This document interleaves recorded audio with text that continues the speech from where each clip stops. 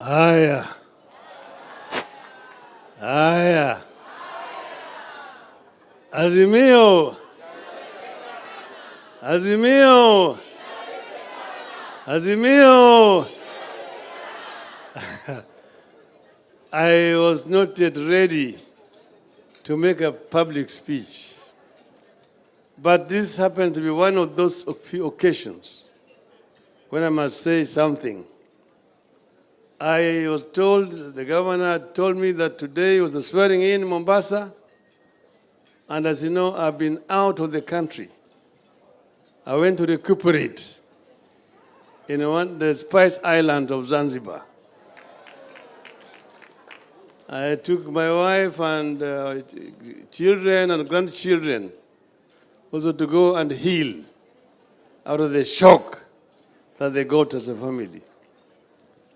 So we came this morning from the Spice Island of Zanzibar and arrived here slightly later so that we were not able to be with you at the swearing-in ceremony. But here I now am.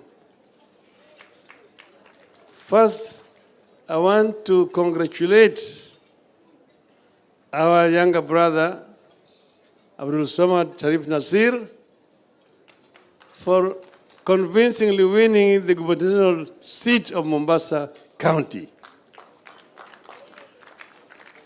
As you know, this was held later. It was deliberately left behind here and Kakamega, like our lawyers said in the court, so that they could have a trial after the rigging of the presidential elections. But the people of Mombasa showed clearly that they are truly Azimio and voted overwhelmingly for our candidate. This is the pride that we have, people as Azimio family. And the same thing happened also in Kakamega. So I want to thank the people of Mombasa for standing steady and firm with Azimio in the subsequent elections which was held here in Mombasa and Kakamega. We have an agenda for devolution. Devolution is the most important feature of our 2010 Constitution because it has removed a lot of power from the center down to the counties. It has empowered the people. And if used more effectively, it can help to revolutionize development in our counties. Therefore, we are going to rely on our governors to show the way that this is the Azimio way of doing things in their counties. If our governors use the resources properly, if our MCAs also cooperate with the county government and perform their role properly, it can show the people that the Azimio government really is the government, the best government that this country could have. So there are other things that we are going to be talking about sooner. Right now, we are still waiting. As you know, the Supreme Court said that we are going to give us the detailed judgment within 21 days. Today, we are just about less than 10 days remaining. We want to wait to see what this detailed ruling is going to be about. But we, as people of Azimio, are shocked. I am not talking about this thing as Raila Odinga myself. It does not have to be Raila Odinga. But my fear is that if what the people saw happen on the 5th of September is what they expect in 2027, I'm wondering why should the people wake up in the morning to go and queue to vote? Why should women, the elderly, the disabled queue for so many hours to cast their votes, when at the end of the day, it is a mercenary from Venezuela, called Jose Kamago, who eventually decides who becomes the president of this country. Why would the people waste their time? Mamluki wanakuja kutoka Venezuela na wao ndio wanapiga kura. Alafu unaonyesha mahakama ile ndio sahihi ya bwana Josea Magu. Hii mashine ilitoa kura sahihi kule Mount Elgon. Dakika 8 baadaye imetoa kura kule Nyeri. Inawezekanaje?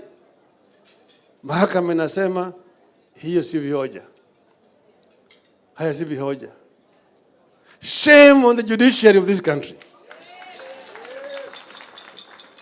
And I see them protesting and trying to give threats. And people, we will talk. The constitution of this country gives power to the people of Kenya. And all those other people exercising power are exercising donated power. So the judiciary is no exception. If they become rogue, we have power as the people of this country to reform them and send them home. We can lead a 1 million march to the judiciary to say, kwendeni nyumbani. And they would have no choice but to go home. So the judiciary should not threaten, blackmail the people of this country after they have done the message that they've done. When you do, we say we respect, but we don't agree. And we have a right as a people not to agree with bad rulings of the judiciary. It is our constitutional right to say he be ruling ilikuwa shenzi. It is not based on any law. It is thuggery, judicial thuggery. And we are not going to accept these kind of things. As the people of Kenya, we will not be cowed. We will not be cowed. Nyayo tried it. We resisted him. And we are not going to allow another dictator to come into this country. We are not going to allow judiciary to become a dictator in our country. We will protect our freedom as the people of Kenya. We will protect our freedom as the people of Kenya. So maybe it is time that we begin again now a review of our constitution to look at what works and what does not work.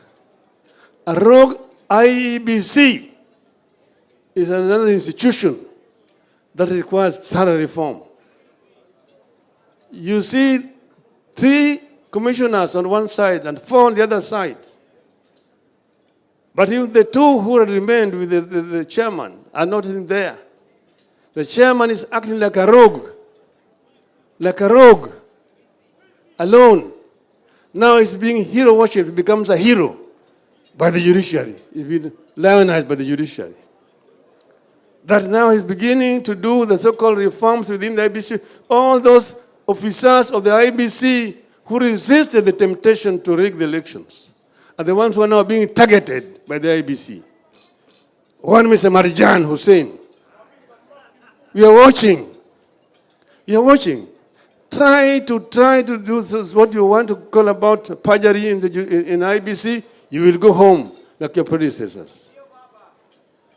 We must protect those commissioners of IBC who stood firm in spite of threat and intimidation and say that this is not right, this is wrong. The question you want to ask is, where was Mr. Chebukati from 6 a.m. to 2 o'clock when he came back? Where was he and what was he doing? Yeye ni ati PA yake. Yale yote ambao walifanya. Kwa hivyo sisi kama wanazimio tutasimama imara. Azimio is going forward and Azimio will not be intimidated or cowed. Azimio. Azimio. Azimio. Azimio. Asanteni sana. Mungu